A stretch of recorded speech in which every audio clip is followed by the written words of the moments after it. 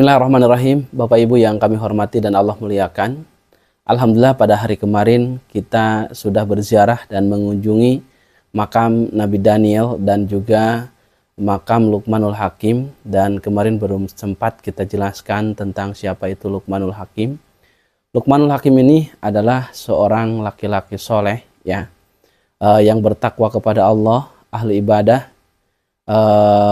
Ulama tafsir mengatakan bahwa Luqmanul Hakim ini merupakan tukang kayu. Ada juga yang mengatakan pengembala dan juga ada yang mengatakan penjahit. Dan Abdullah ibnu Abbas radhiyallahu anhu ya mengatakan bahwa Luqmanul Hakim ini adalah hamba saya.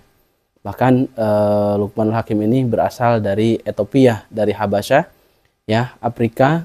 Kemudian warna kulitnya hitam, rambutnya keriting, bibirnya tebal, dan kakinya pecah-pecah.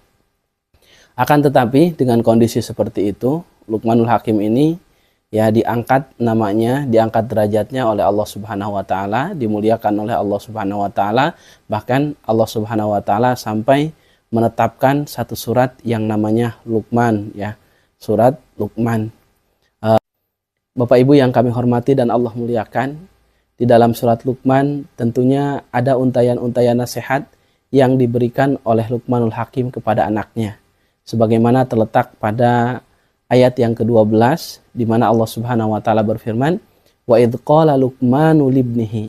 Ketika Luqman berkata kepada anaknya, wa huwa ya'iduhu, dan Luqman ini menasihati anaknya, "Ya bunayya la tusyrik billah."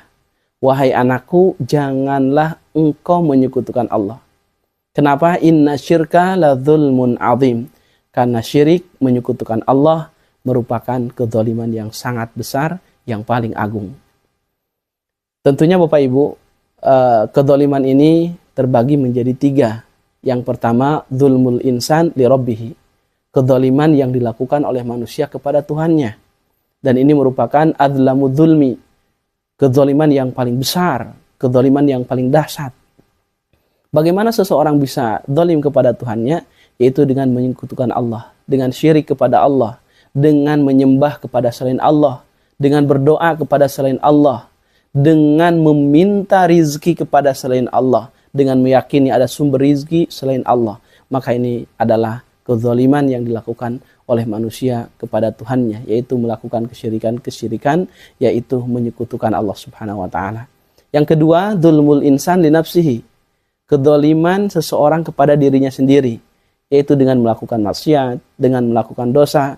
Karena setiap apa yang dilakukan manusia itu akan kembali kepada dirinya sendiri. Ketika manusia melakukan kebaikan, maka dia akan mendapatkan kebaikan. Ketika manusia melakukan keburukan, maka dia akan mendapatkan keburukan. Ya, makanya ketika seseorang berdosa, melakukan keburukan, sama halnya seperti dia menzalimi diri sendiri. Dan yang ketiga adalah dzulmul insan li ghairihi. Kedzaliman seorang manusia kepada orang lain. Dan ini kedzaliman yang tidak akan dibiarkan oleh Allah Subhanahu wa taala. Ketika seorang menzalimi orang lain, menyakiti orang lain, mencaci maki orang lain, mengambil hak orang lain gitu kan, maka ini tidak akan dibiarkan oleh Allah Subhanahu wa taala.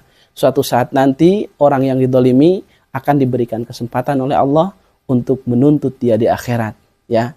Oleh sebab itu, Bapak Ibu, mudah-mudahan video pendek ini bermanfaat untuk kita dan juga mudah-mudahan kita semua ya bisa dijauhkan dari sifat-sifat zalim. Baik zalim kepada Allah, zalim kepada diri sendiri, ataupun zalim kepada orang lain.